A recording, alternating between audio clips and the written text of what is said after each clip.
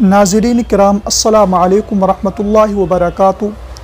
जो आज मैं आपके सामने आया हूँ आशराए दिलहिज्जा की जो 10 रातें हैं इनकी फजीलत के बारे में कुछ बताने के लिए आया हूँ। सबसे पहले आप ये समझिए आशराए दिलहिज्जा किसको कहा जाता है। आशराए दिलहिज्जा चाँद की 1 तारीख से लेकर जो 10 तारीख तक के जो ये दिन है इनको आशराए दिलहिज्जा कहा जाता है। अल्लाह ताला ने कुरान करीम के अंदर ख़ुद इन 10 अय्याम की कसम खाई है, वल फजरी व लयालिन आशिर, यानी किस कदर इन दिनों की फजीलत है।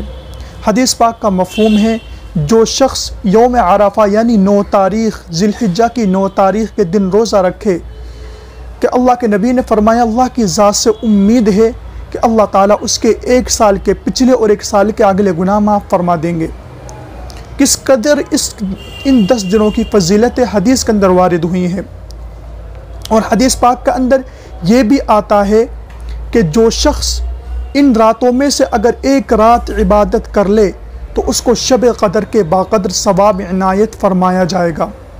किस कदर इनकी फजीलत वारिद हुई हैं, तो हमें इन रातों से फ़ायदा उठाना चाहिए।